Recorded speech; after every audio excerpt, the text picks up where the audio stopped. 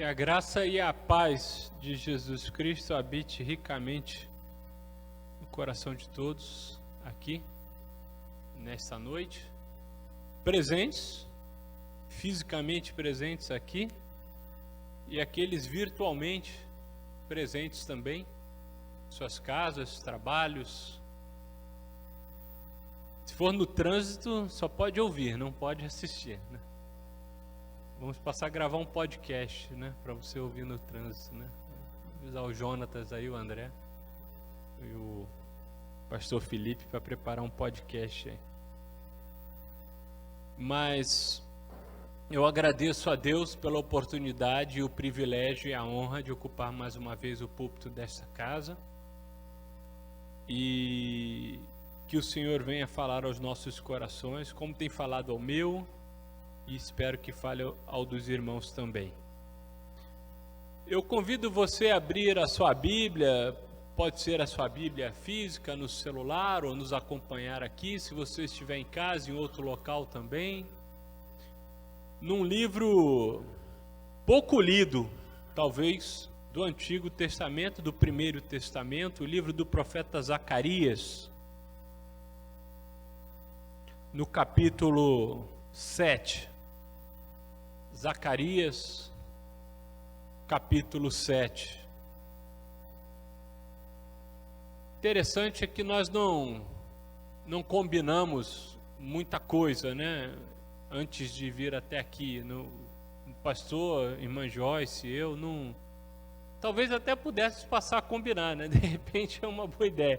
Mas a gente não combinou, né? Mas mesmo assim, algumas coisas convergem para a glória de Deus. E o pastor Eliezer começou abrindo esse culto dessa noite com palavras do profeta Isaías, um dos profetas maiores. Maiores não porque sejam mais importantes, mas porque seus livros são mais robustos, como Jeremias, Ezequiel, Daniel. E dentre os profetas menores, no qual está Zacarias, que tem um livro menor, você verá aí que é um livro mais curto, ele foi um dos mais messiânicos, ou seja, dos que mais apontou em suas profecias para Jesus, tal qual Isaías como um profeta maior. E Jesus foi anunciado por Isaías e foi anunciado também por Zacarias, e o pastor Eliezer começa com um trecho belíssimo que denomina as características que seriam as de Jesus quando centenas de anos depois ele nasceria e viveria entre nós. E Zacarias é também um profeta menor, porém tão ou mais messiânico do que os outros 11. Mas esse trecho especificamente de Zacarias não faz uma menção aberta ou direta a Jesus, mas a um momento vivido pelo povo judeu. Um momento de restauração. E é sobre isso nessa noite que eu gostaria de compartilhar com os irmãos. Tempos de restauração. Zacarias diz assim, o livro de Zacarias diz assim no capítulo 7, a partir do versículo 1 em diante. No 4º ano do reinado do rei Dário, a palavra do Senhor veio a Zacarias no 4º dia do 9º mês, no mês de Quisleu. Foi quando o povo de Betel enviou Sarezer e Regem-Meleque com seus homens para suplicarem ao Senhor, perguntando aos sacerdotes do templo do Senhor dos Exércitos e aos profetas: devemos lamentar e jejuar no 5º mês, como já estamos fazendo há tantos anos? Então o Senhor dos Exércitos me falou: pergunte a todo o povo e aos sacerdotes: quando vocês jejuaram no 5º e no 7º meses, durante os últimos 70 anos, foi de fato para mim que jejuaram. E quando comiam e bebiam, não eram para vocês mesmos que o faziam? Não são essas as palavras do Senhor proclamadas pelos antigos profetas, quando Jerusalém e as cidades ao seu redor estavam em paz e prosperavam, e o Negueb e Cefelá eram habitados? E a palavra do Senhor veio novamente a Zacarias: assim diz o Senhor dos Exércitos: administrem a verdadeira justiça, mostrem misericórdia e compaixão uns aos outros, não oprimam a viúva e o órfão, nem o estrangeiro e o necessitado, nem tramem maldades uns contra os outros. Mas eles se recusaram a dar atenção. Teimosamente viraram as costas e taparam os ouvidos. Endureceram o coração e não ouviram a lei e as palavras que o Senhor dos Exércitos tinha falado pelo seu Espírito, por meio dos antigos profetas. Por isso o Senhor dos Exércitos irou-se muito. Quando eu os chamei, não me deram ouvidos. Por isso, quando eles me chamarem, também não os ouvirei, diz o Senhor dos Exércitos. Eu os espalhei como um vendaval entre nações que eles nem conhecem. A terra que deixaram para trás ficou tão destruída que ninguém podia atravessá-la.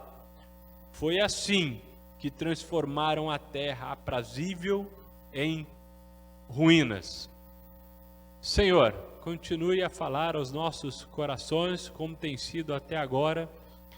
Esconde-nos atrás da tua cruz, para que a tua voz seja ouvida, ó Jesus.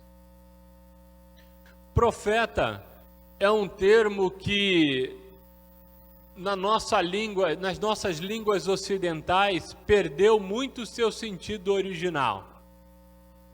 Somos instados a acreditar que profeta é aquele que prevê o futuro, semelhante a um vidente. Quando, na verdade, originalmente, tanto o vocábulo grego profeté como o hebraico, que está aqui nesse texto, indicavam pessoas, homens e mulheres, que tinham não somente, ou até mesmo não tinham necessariamente o dom de prever o futuro, mas na verdade, profeta significa alguém convocado para uma missão, um chamado para um chamamento, para atendimento de um chamamento, um porta-voz que teve contato direto com Deus e de Deus fala, e exorta, e convoca, e chama atenção, e também agradece, e também abençoa. Dos profetas, Zacarias foi um de uma origem peculiar. Ele era provavelmente de uma família sacerdotal. Zacarias vinha de uma linhagem sacerdotal, assim como Malaquias, que vai ser o profeta seguinte. Por vezes, os sacerdotes ficavam em posição oposta aos profetas. Profetas de um lado, sacerdotes do outro. Mas nesse caso especificamente, Zacarias vem de uma família de sacerdotes e torna-se profeta porque é convocado por Deus para falar ao povo e contra o povo. Como sacerdote, ele sabia muito bem a importância do templo reerguido naquele tempo. Porque Zacarias é um profeta do período chamado pós-exílico. Os irmãos devem saber, e as irmãs devem saber, que o povo judeu, habitando a terra, prosperando, pecou gravemente contra o Senhor. Idolatrou deuses estranhos, desobedeceu à vontade do Senhor, oprimiu órfãos e viúvas e estrangeiros, esqueceu da justiça de Deus. E por isso Deus irou-se. E contra ele contra eles, ordenou um exílio. Foram levados distantes para outra terra, para a Babilônia. Terra distante, e lá foram estrangeiros, foram escravizados, foram dispersos durante centenas de anos. Foram tempos difíceis, tempos entristecedores, tempos que comprometeram a esperança daquele povo. Mas agora, por conta de Ciro, o rei persa, que conquista a Babilônia e boa parte do mundo naquele tempo, ele permite que os judeus voltem para sua terra e reconstruam e tenham a sua religiosidade restaurada. E nos tempos do sucessor de Ciro, o rei Dário, que também é contemporâneo de Daniel, os irmãos, as irmãs, os nossos amigos conhecem a história de Daniel na fornalha, na cova dos leões, dos amigos de Daniel na fornalha, de Daniel na cova dos leões. O rei Dário simpatizava com o povo judeu e permitiu que eles reconstruíssem o seu templo, menor, mais acanhado, mas assim mesmo uma representação da glória de Deus, uma representação visível da glória de Yahvé que se manifestava no meio do povo. Esses tempos são tempos de restauração, tempos em que aquele povo que estava quebrantado era levantado novamente, colocado novamente numa situação confortável, com a possibilidade e o direito de louvar e exaltar o seu Deus. E naquele tempo de restauração, Zacarias, o profeta, também herdeiro de sacerdote, está pelo templo e alguns vão até lá fazer uma pergunta inusitada. Esse jejum que fala o versículo 3, e lamento e jejum, é justamente um lamento e jejum que se repetia para lembrar-se do dia que o primeiro templo havia sido destruído em Jerusalém. Era um tempo em que aquele povo, lamentava, se vestia de cinza, punha a boca no pó e ficavam sem comer para lembrar da desgraça que havia acontecido com o povo, da dispersão do povo, do exílio, da destruição do templo. Hoje temos igrejas e templos como esse, belo e agradável e confortável, que levamos alguns anos para construir. Mas aqui não é o mesmo templo e não significa a mesma coisa que significava para os judeus naquele tempo antes de Jesus. Aqui é uma igreja, um prédio que nós construímos com sacrifício e que temos carinho por ele, mas ele não manifesta a glória de Deus. A glória de Deus está em nós, diz o apóstolo Paulo, que nós somos templos do Espírito de Deus. Então quem é o templo? Somos nós. Hoje a igreja de Cristo somos nós, membros desse corpo de Cristo. Mas a época antes de Cristo, o templo simbolizava a glória de Deus, a presença de Deus no meio do povo, visivelmente. E eis que nesse templo destruído, demonstrava-se que a glória de Deus havia saído do meio do povo. Eles, povo, se esqueceram de Deus e longe do seu Senhor foram destruídos, destroçados, dispersos e passaram de uma terra aprazível, como diz o versículo 14, para uma terra em ruínas. Culpa de Deus? Não. Culpa do povo, que se esqueceu de Deus. Se você vive tempos aprazíveis, não se esqueça de Deus. Isso não é uma ameaça, mas é uma realidade. Se você abre mão da presença de Deus na sua vida, você estará sujeito a viver tempos de ruína. Não faça isso. Não abra mão da presença visível e invisível de Deus na sua vida, na sua família, no seu trabalho. Não abra mão disso, para que não viva tempo de ruínas. E eis que nesses tempos de ruínas, o povo se lembrava de jejuar e orar. Mas durante o tempo que se passa, o jejum e a oração e o lamento vão perdendo o seu sentido original.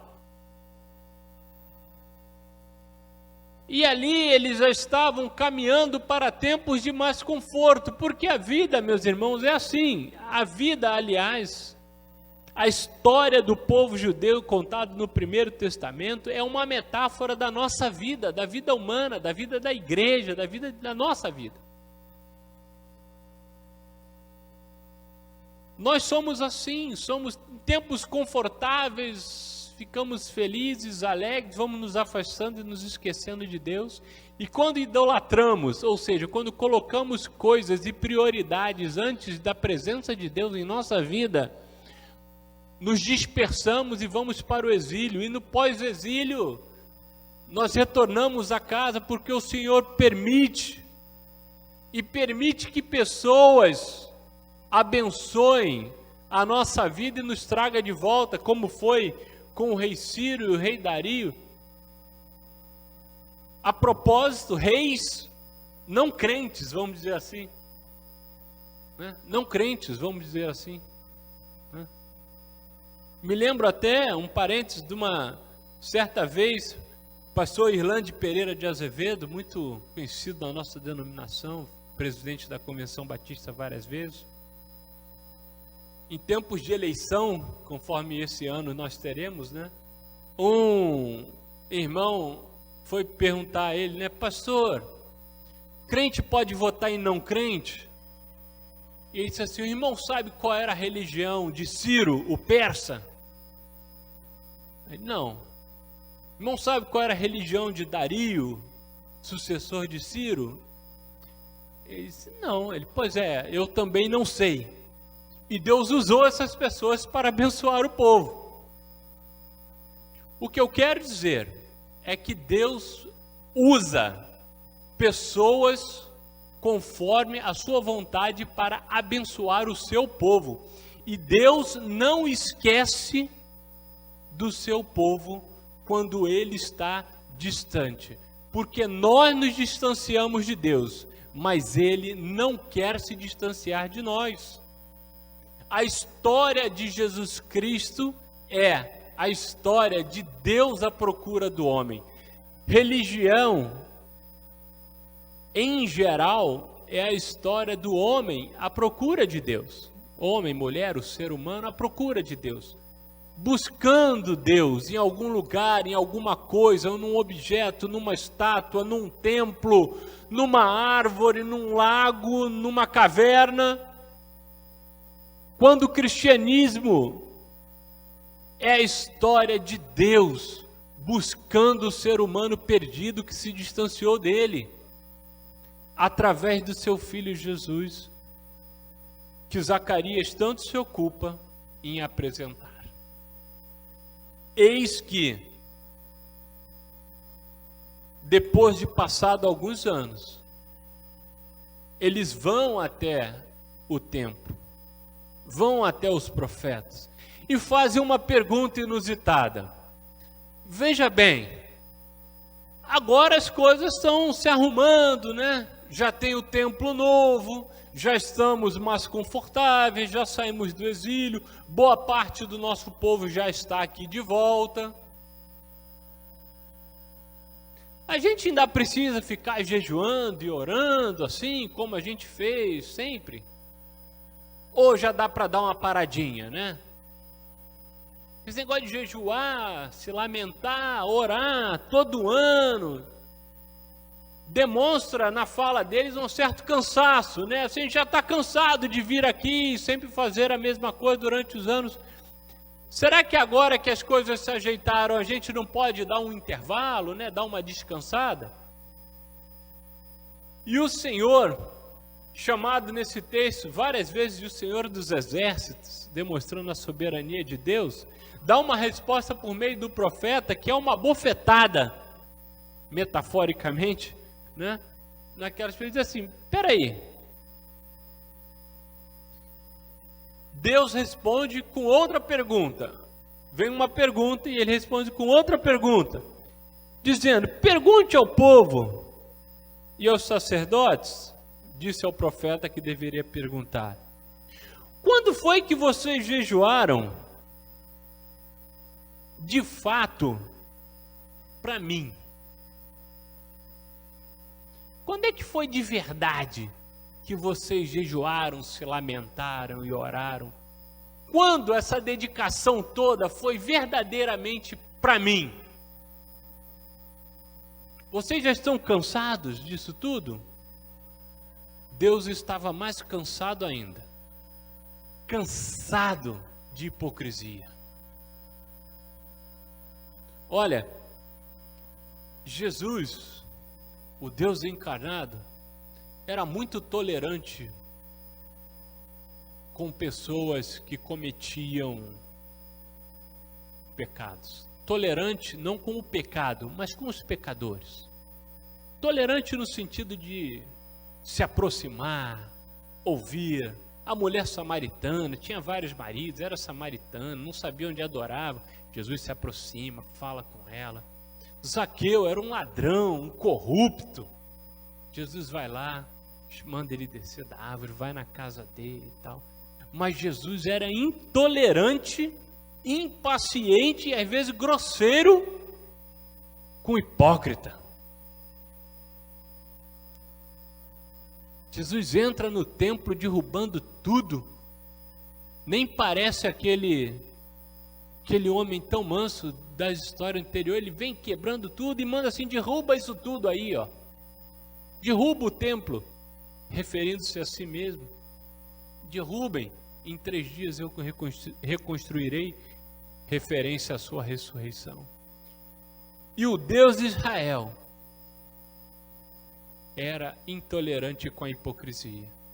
E aqueles homens estavam: a gente está meio cansado de vir aqui fazer isso tudo. E Deus diz assim: eu estou mais cansado que vocês em ouvir.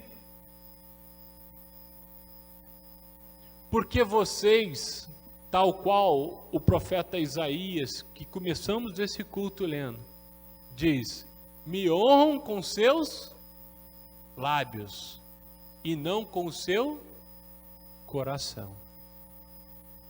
E honrar a Deus com o seu coração é praticar o amor.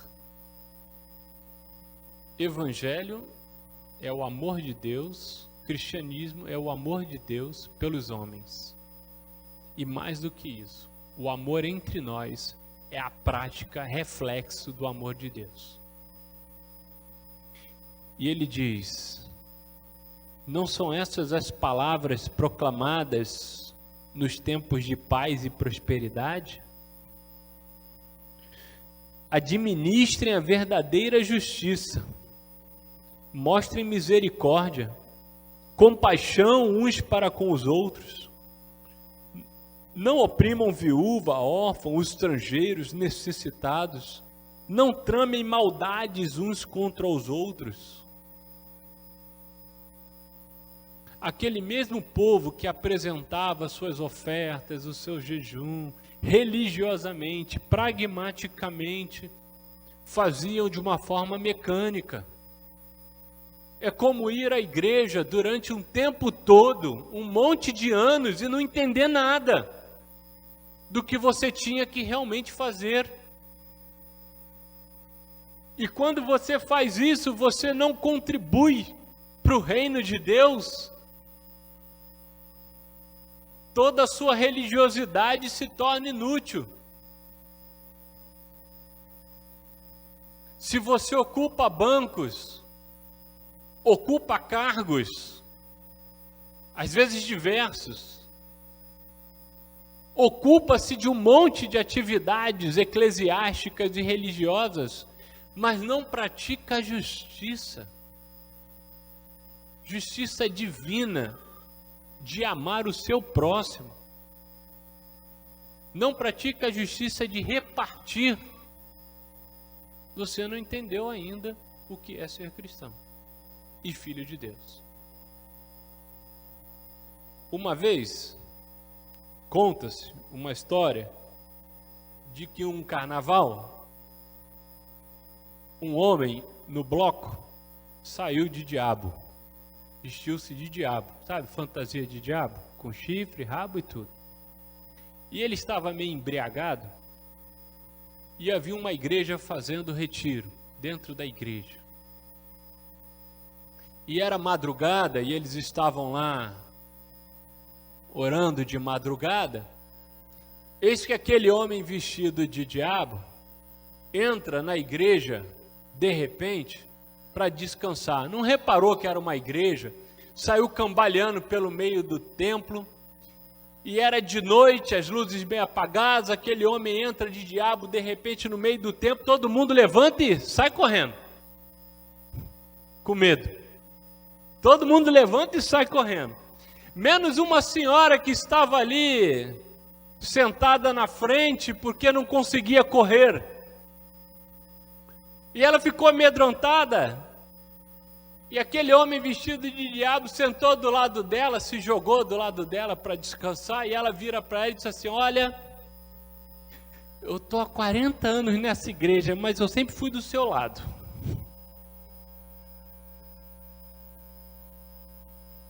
Anedotas à parte, irmão. Tem gente há 40 anos, 30, 20 ou um ano na igreja e ainda é simpatizante do outro lado. Em que sentido, pastor? No sentido de que você não pratica o amor de Deus, na medida em que você se comporta hipocritamente, entregando as suas ofertas, seus dízimos, sua religiosidade, quando Deus quer o seu coração, meu irmão, minha irmã.